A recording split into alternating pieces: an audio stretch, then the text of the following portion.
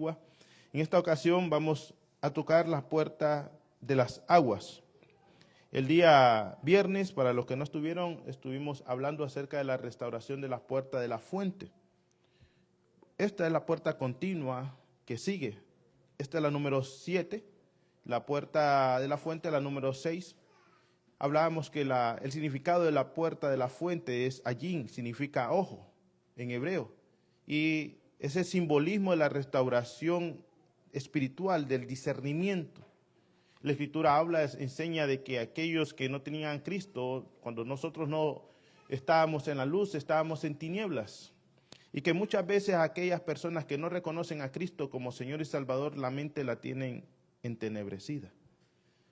¿Para qué sirve la restauración de la puerta de la fuente? Bueno, para que nosotros no tengamos la visión de impíos. No tomemos decisiones incorrectas que nos lleven a caminos incorrectos, porque una persona que no tenga visión es ciega y va hacia abismos y no sabe que va hacia los abismos. Ya después de ser restaurada esa puerta de la visión, de la fuente, miramos que se acerca a la puerta de las aguas. Miramos en Nehemías capítulo 3, versículo 26. Dice, y los servidores del templo que vivían en Ofel repararon la sección del este, que está frente a la entrada del agua, y también repararon la torre. Los de Tecoa repararon la sección del muro que iba desde enfrente hasta la torre grande, hasta el muro de Ofel. Padre, te damos gracias, Señor, por darnos la oportunidad, Señor, de escuchar tu buena palabra. Ayúdanos a no ser oidores olvidadizos. Ayúdanos a poner por obra tu palabra, Señor. Te lo pedimos en el nombre de Jesús. Sé tú restaurando cada día en nuestras vidas esas diferentes secciones que hay en nuestro corazón, así como fuiste restaurando, Señor, en medio de ese gran avivamiento, Señor, la ciudad santa. Así también nosotros somos llamados ciudad santa, nación santa, escogida por Dios, Señor. Señor, para dar evidencia, para dar fruto, para dar testimonio de aquel que vive en medio de su pueblo, Señor. Te damos gracias en el nombre poderoso de Jesús. Amén. Amén. Como hermanos, parte de cómo Dios me fue enseñando lo que es a dar los mensajes es dar un contexto histórico, porque nos ayuda a nosotros a no malinterpretar las Escrituras, ya que estamos en medio de un tremendo tiempo de oscuridad. Y en ese contexto histórico, las puertas de las aguas era una de las puertas más importantes de Jerusalén. Era ubicada, hermanos, como hemos venido hablando, en esa parte oriental, después de la puerta de las fuentes. Lo siento por no tenerle hoy, se le voy a deber la imagen para el otro domingo. Y durante la reconstrucción, hermanos, que se llevó a cabo, Dios llevó bajo el liderazgo de Zorobabel, Esdras y Nehemías, y hablábamos que esos libros que ahora los tenemos separados posiblemente sean un solo libro, el libro de Esdras y el libro de Nehemías. Hablan acerca, hermanos, de lo que se llevó a cabo en la restauración en el tiempo de Nehemías. Habla también de que este versículo que hemos leído fue la restauración de esas puertas por servidores del templo. Eran responsables de llevar a cabo esa vital tarea. Hablábamos que la restauración de las puertas sirve, hermano, para mantener alejado a los enemigos, hermanos. ¿Verdad? Nadie va a tener su casa abierta de par en par. Entonces necesitamos nosotros entender la restauración de las puertas, hermanos, de nuestra vida. Esa puerta de las aguas sugiere, hermano, que la función principal de esa puerta de las aguas era de donde entraba el agua a la ciudad. Antes, hermanos, no existía, no sé si le puede poner, hermanos, le voy a dar tiempo de silencio al teléfono, pero antes no existía que el agua potable pasara por medio de tubos, así de pipas, como hoy llega allí a la casa nuestra. Ya usted solo abre la llave, hermano, sí, y ya. No, uno de los que dieron, digamos que una tecnología en ese tiempo, un avance de la tecnología fueron el Imperio Romano, que hubo ductos por medio de esas construcciones a las ciudades. Entonces, en medio de esta puerta, por ahí pasaba también un ducto por debajo y iba a dar a esa entrada incluso al estanque de Siloé que nosotros leímos. Entonces es el agua, como nosotros miramos, aunque tenga muchas funciones para nuestro cuerpo, para, hermanos, para mantenernos sanos, también biológicas para los animales o las plantas. En un sentido realmente literal, el significado del agua dentro del tabernáculo, dentro del templo, como estamos hablando acerca de la ciudad santa de Dios, era necesario para la limpieza y la purificación de las personas. Recordemos en las Escrituras que habla acerca de que las mujeres en su periodo menstrual, hermanos, no se podían ni tocar. Entonces, y el lugar de donde estaban, si se sentaban, ese lugar quedaba impuro. Y era necesario que cuando terminara su periodo pasara por la limpieza de las aguas. El mikve le llaman en hebreo.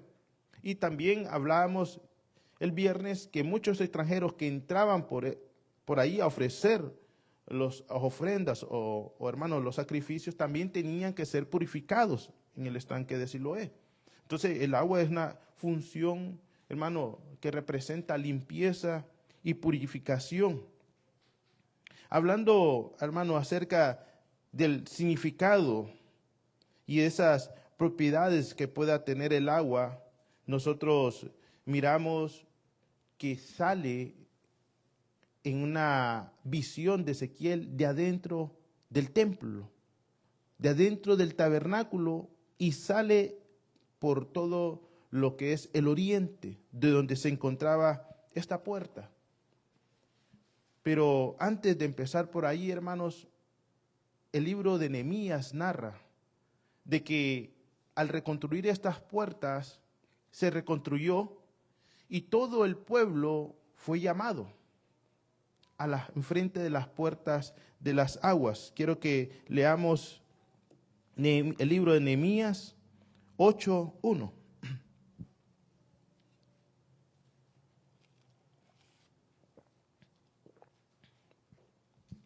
Dice, y se juntó todo el pueblo como un solo hombre en la plaza que está delante de la puerta de las aguas.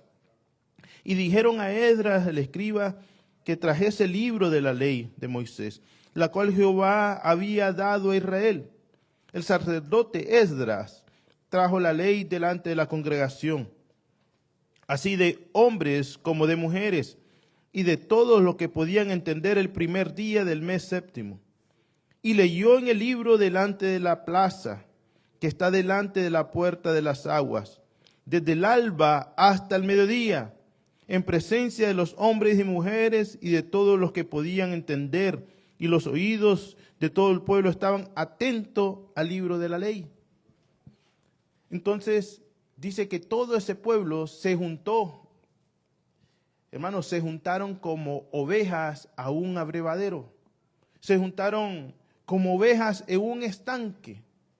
Tenían necesidad de escuchar la palabra, tenían sed.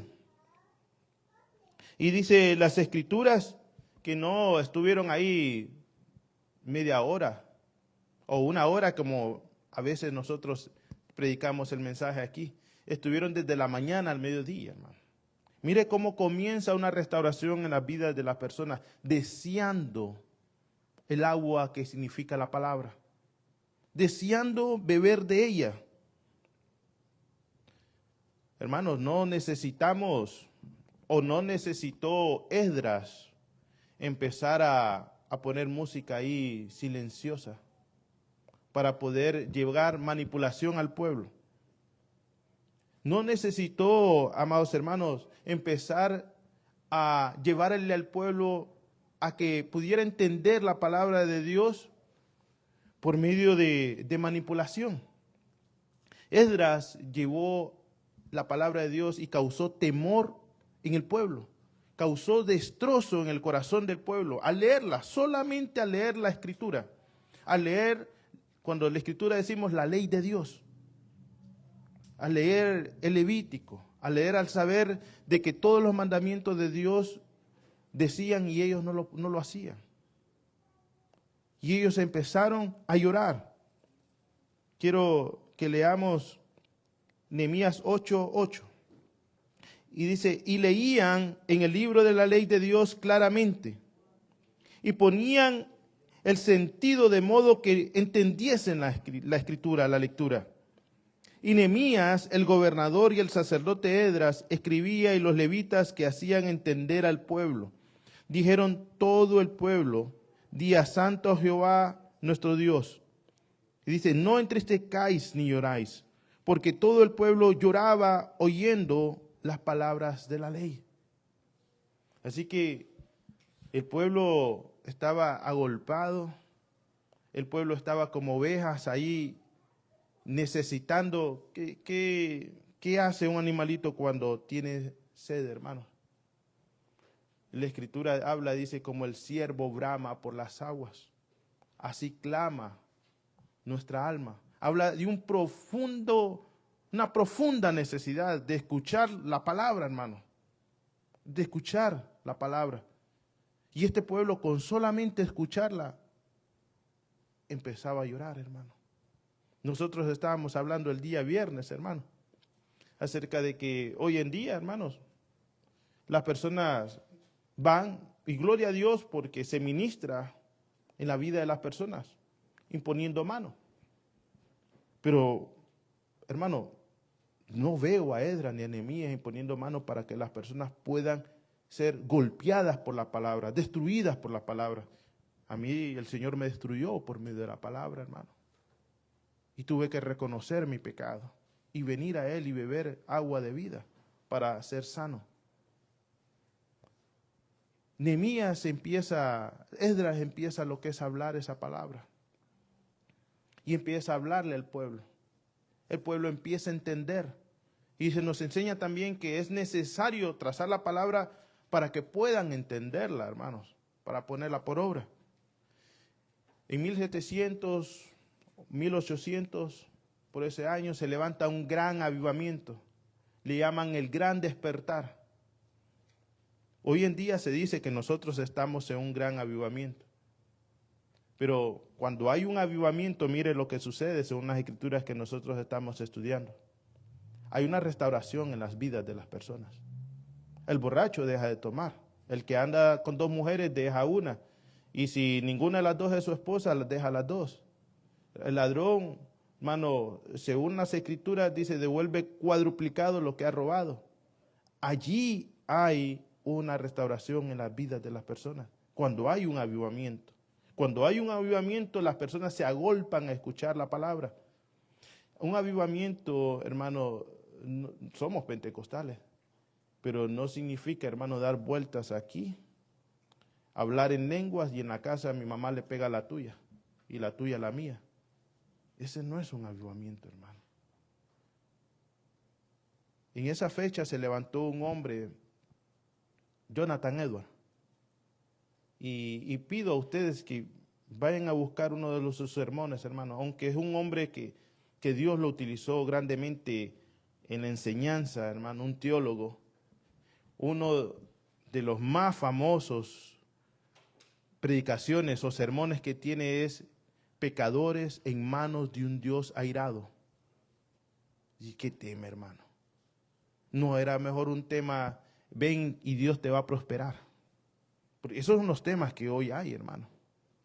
Pecadores en manos de un Dios airado. La gente relata, hermano, de que le decían a Jonathan, calla, miramos que la tierra se abre y nos traga, que el infierno aparece y somos jalados de abajo de la tierra. Esos eran los temas, hermano. Mire qué tremendo, hermano. Pero la gente, hermano, lloraba su pecado, clamaba a Dios. Y esto es lo que el salmista dice, hermano. Mi alma anhela y necesita profundamente la presencia de Dios. Mi alma clama por ti, porque sabe la necesidad, hermano, y el deseo de tener y de beber lo que es esa agua. En Ezequiel 47:1 habla acerca de esa visión que Dios le da a Ezequiel, donde ve un río, hermanos, primeramente brotar en medio del templo. Dice, en mi visión, el hombre me llevó nuevamente a la entrada del templo y vi una corriente de agua que fluía hacia el oriente por debajo de la puerta del templo y pasaba por la derecha de la parte del sur del altar. El hombre me llevó hacia afuera del muro por la parte del norte y me condujo hasta la entrada oriental, ahí por donde estaba la puerta de la fuente de las aguas. Allí pude ver que el agua fluía. Mire lo que Dios le está mostrando a este hombre. El agua fluía, brotaba por el lado sur de la entrada oriental. Me llevó, dice, a lo largo de la corriente de agua. Mientras avanzamos e iba midiendo, cuando llegamos a 530 metros, me llevó a través de la corriente y el agua me llegaba a los tobillos. En algunas versiones dirá codos, hermanos. En esta versión es un poco más moderna, habla acerca de metros. Y esto habla acerca, hermanos, de una vida que empieza a ser restaurada.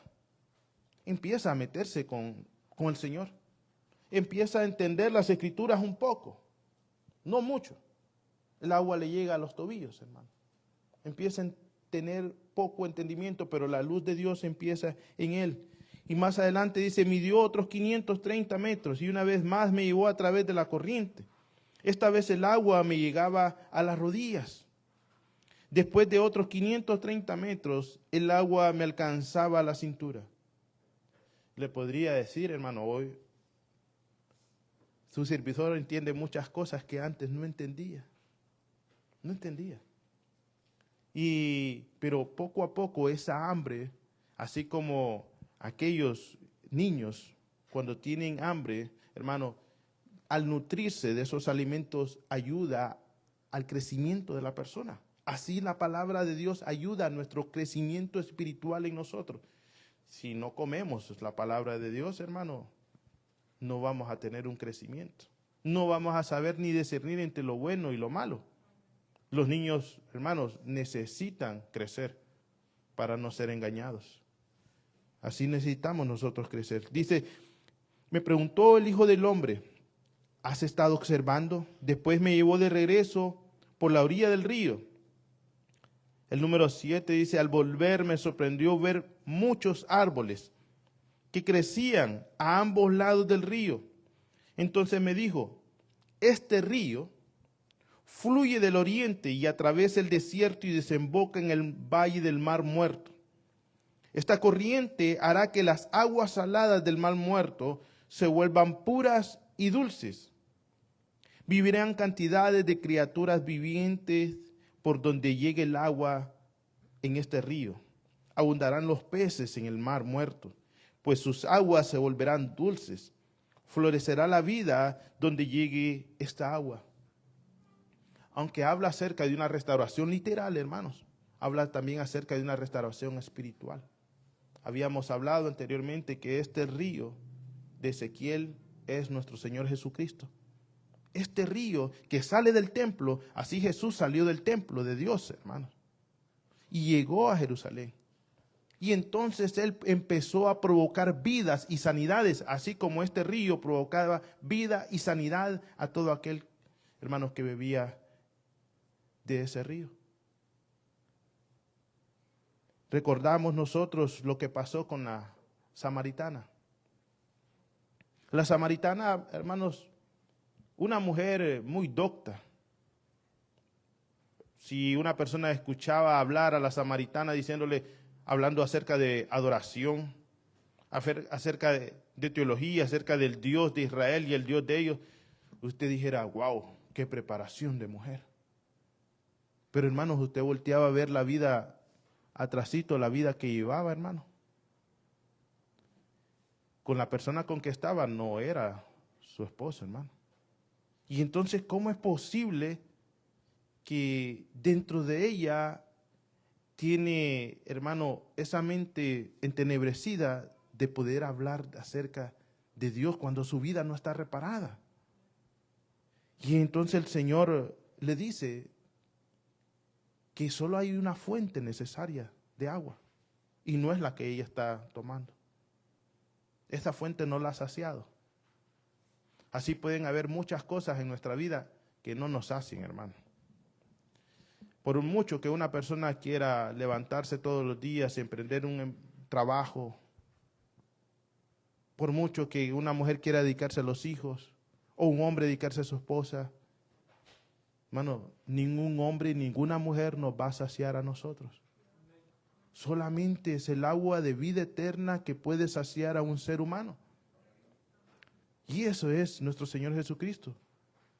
Él le dijo que Él era de esa agua. Y si tomaba de esa agua, nunca jamás iba a volver a tener sed. Me parece que eres profeta, le dijo. Nuestro corazón se endura, hermano, porque realmente cuando nosotros empezamos a creer en el Evangelio, las primeras cosas que nosotros necesitamos es humildad. Reconocer que hemos pecado, hermanos. Me parece. Tratando de cambiar, hermano, la vuelta al mensaje de arrepentimiento. Hermano, por muy orgulloso que sea una persona, necesita reconocer, hermano, sus pecados. Si no, no hay salvación en Cristo, hermano. Para entrar al reino de Dios y su justicia debe ser, hermano, humillación. Humillación. Cuando el Señor vio de que realmente esta mujer le estaba queriendo dar la vuelta, le dije, tráeme a tu marido, tráeme. Y ahí fue, hermanos, donde ella reconoció.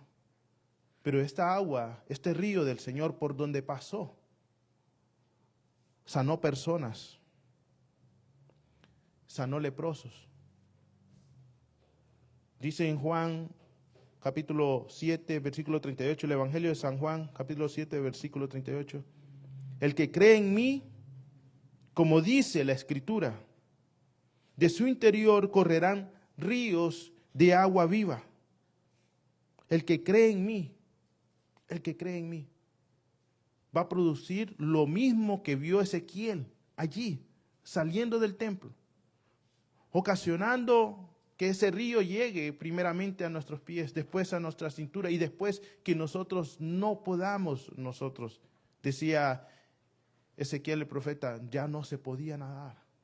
Es que llega un momento en nuestra vida que nosotros vamos a tener que tomar nuestras decisiones de decirle, Señor, no puedo, me abandono en ti. Aquellos que son buenos nadadores, hermanos, se tiran al agua así, hermanos. Pero una persona que no sabe nadar, la misma desesperación, así como este servidor que está aquí, para abajo, hermano. Para abajo. Pero abandonarse en Dios es, hermano. Está cayendo la lluvia, nos está lloviendo sobre mojado, dicen, para arriba, hermano, porque no vamos a cambiar las circunstancias. Dios sigue siendo bueno, hermano, y sabe por qué pasan las circunstancias. Ahora, nosotros debemos de decir, hasta aquí Dios me ha ayudado. Estas son las consecuencias de las cuales yo estoy pagando. Señor, ayúdame a repararlas. Ayúdame a repararlas. Esa promesa de nuestro Padre en Cristo, hermanos, únicamente la recibimos bebiendo, es decir, creyendo de Él. Muchos pueden decir que tienen al Padre, pero si no tienen al Hijo, no tienen al Padre. Porque ese río es el río necesario para la limpieza. No van a poder entrar al templo. No van a poder entrar al templo. Ese río salió para que los que estaban en el mal muerto, en el mar muerto, así como nosotros, donde no había vida, ese río llegó ahí y produjo vida en nosotros. Entonces, al pasar ese río y producir vida en nosotros, somos purificados y limpiados, y entonces tenemos acceso al templo. Porque miren la bondad y la misericordia de Dios inmerecida. Él sacó ese río. Él mandó a Jesucristo para perdón de pecados de muchos. Así como ese río, para nuestras vidas. Entonces, una persona que dice que tiene al Padre y no tiene al Hijo, no tiene al Padre, miente. Y un espíritu de mentira es sobre él, hermano. Pero aquel que tiene al Hijo, tiene al Padre, hermano. Porque las obras del Padre ve en Jesús, hermanos, hacer. Juan 6:36 dice, mas os he dicho que aunque me habéis visto, no creéis. Todo lo que el Padre me da, vendrá a mí. Y el que viene a mí, yo no lo he hecho fuera. Porque he descendido del cielo. Ese templo o ese tabernáculo es el tabernáculo del cielo, hermanos. Y repito, Él es el agua que limpia, hermanos, toda alma que esté impura, que esté llena de pecado. Él es el río que limpia nuestra alma, que podamos nosotros gemir, hermanos, como ese siervo, hermanos, que clama por esa agua. Dice que descendió del cielo no para hacer mi voluntad, sino la voluntad del que me envió, su plena y soberana voluntad. Jesús purificó a aquella mujer a través de la palabra, hermano. A través de la palabra. Ella salió hablando la palabra a los demás. Y llevó, hermanos, a hombres a sentarse a los pies de Cristo. Después dijeron, ahora creemos no por tu palabra, sino creemos por su palabra. Es lo que deseo, hermanos, realmente, que nosotros tenemos ese lema nosotros acá, que es restaurados, hermanos, por el poder de su palabra. Entonces nosotros, ministros, solamente somos mensajeros, hermanos. Y somos llamados a enamorar a la iglesia, a la mujer, a la novia de Cristo, de Él y no de nosotros mismos, hermanos. De Él. Debemos nosotros de enseñarle a que ponga los ojos en el autor y consumador de la fe.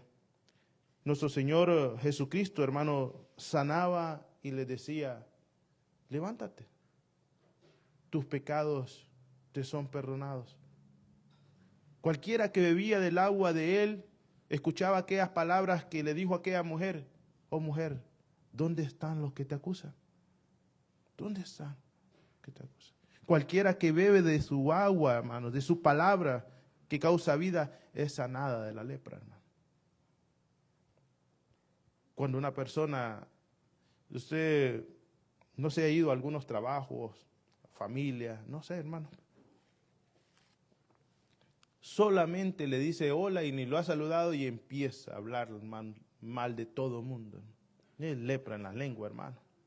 Y le causa lepra al oído del otro. Entonces, cualquiera, hermanos, que se inclina a beber de esa agua, el Señor sana la lepra, sana los corazones leprosos. Quiero que leamos Mateo 8:2.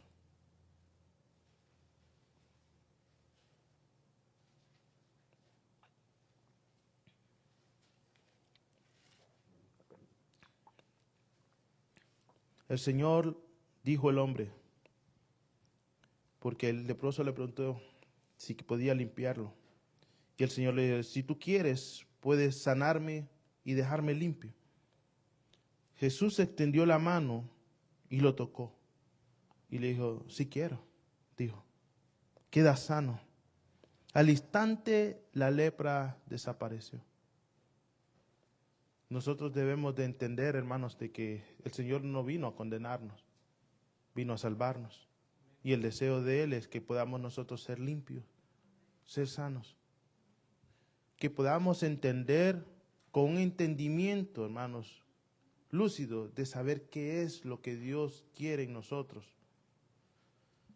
Para que nosotros no tengamos o tergiversemos las escrituras a conveniencia nuestra.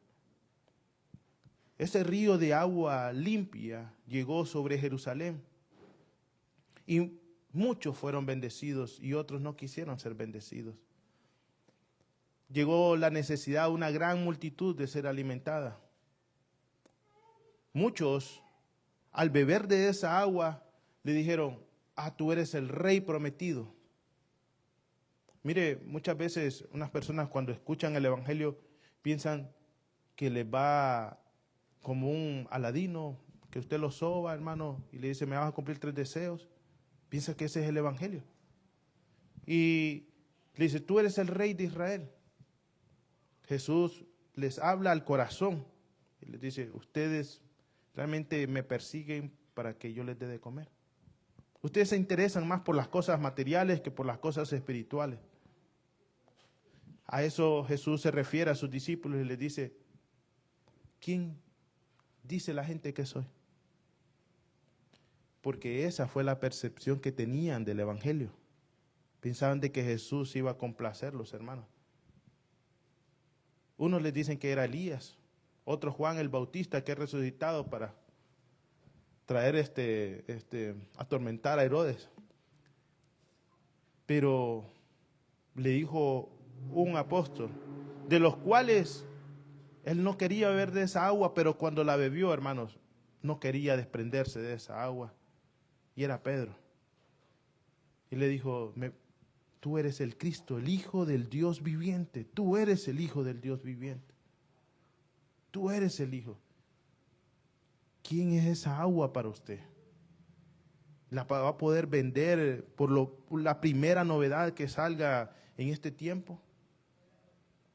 Podemos tener muchas oportunidades y a lo largo del tiempo, en nuestro tiempo como hijos de Dios, como cristianos o siendo discipulados, se nos va a presentar la oportunidad, hermanos, de poder despreciar esa agua por otras aguas. Esa palabra se hizo carne. En Juan 1:1, cuando habla referencia a Génesis. Habla referencia a que en el principio Dios creó los cielos y la tierra. Pero habla por la palabra, que Dios crea por la palabra. Esa en arameo es menra. Significa que es el mismo Dios. No es que hayan 3 dioses, es el mismo Dios que se hizo verbo. Hermano, es algo santo para que usted y yo, nosotros pudiéramos ser transformados y cambiados únicamente a través de la palabra. Únicamente es a través de la palabra. Por eso la necesidad de saber discernir, hermanos, de entender lo que es la palabra y no despreciarla. Por mucho que uno la vea como carpintero, ¿podrán hacer algo bueno en Belén? ¿Podrán hacer algo bueno en Nazaret? Esas eran las cosas que se tenían acerca de Cristo. Pero si nosotros tenemos una correcta perspectiva de lo que es la palabra de Dios, entonces va a transformar nuestro lamento en danza, hermanos. ¿Cómo sintió, hermanos, después de ir caminando y la lepra ya no está, hermano? Ir caminando, hermanos, corriendo, mejor dicho, perseguidos para que lo apedreen, y de repente el Señor: ¿dónde están los que te condenan? De repente usted ya no siente la necesidad de robar, hermano. De repente ya no siente la necesidad de odiar a aquel que le dijo, porque usted bebió de la palabra, bebió de ese río. Sí, cuando nosotros bebamos de ese río de Ezequiel, de agua de vida, ya no vamos a tener más sed, hermanos, de las glorias de este mundo. El mundo y sus deseos pasan, hermano, pero su palabra va a permanecer para siempre, hermano. Va a permanecer para siempre. Quiero terminar, hermanos, con esta. El que cree en mí, como dice la Escritura, de su interior correrán ríos de agua de vida. Que Dios convierta, hermanos, ese mar de agua salada, donde no hay vida, donde no pueden, hermano, subsistir los peces por falta, hermano, de esa agua de vida, que broten de nuestro interior.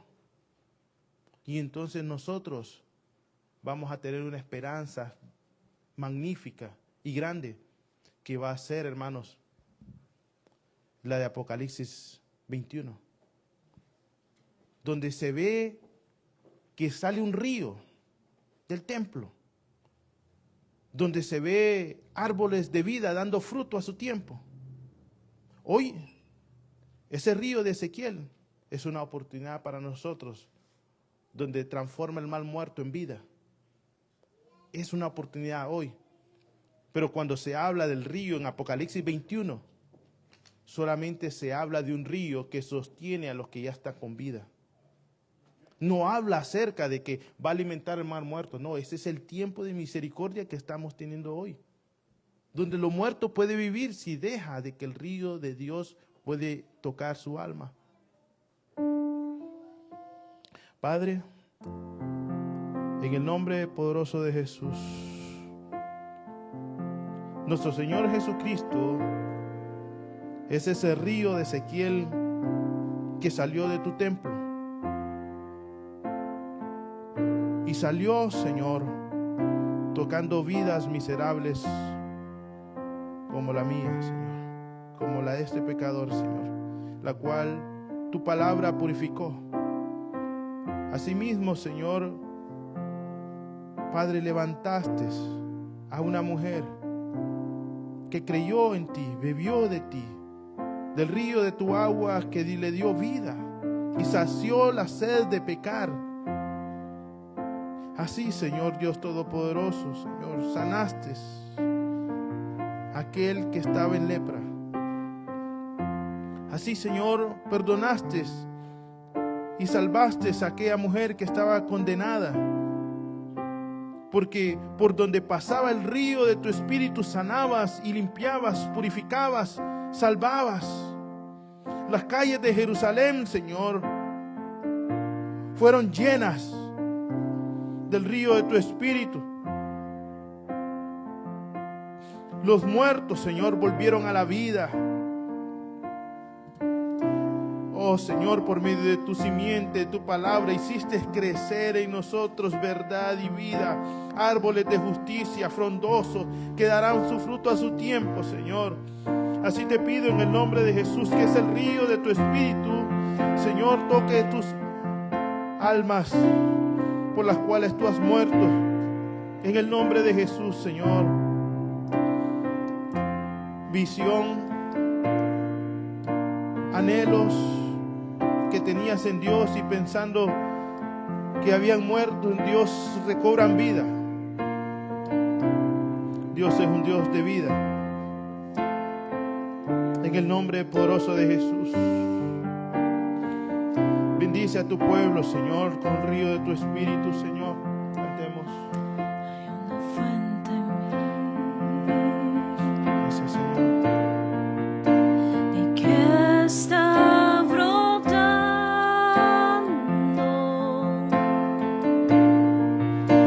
¿Y qué está fluyendo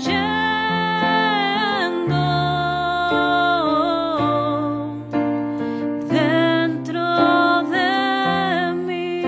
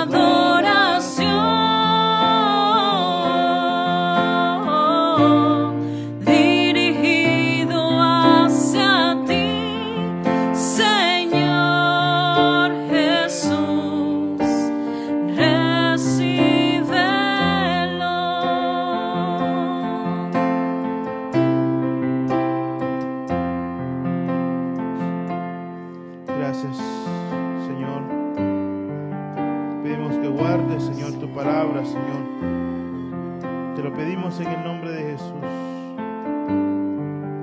Llévanos con bien, Señor, a casa, así como nos has traído con bien. Te lo pedimos, Señor, en el nombre de Jesús. Amén y amén. Ahí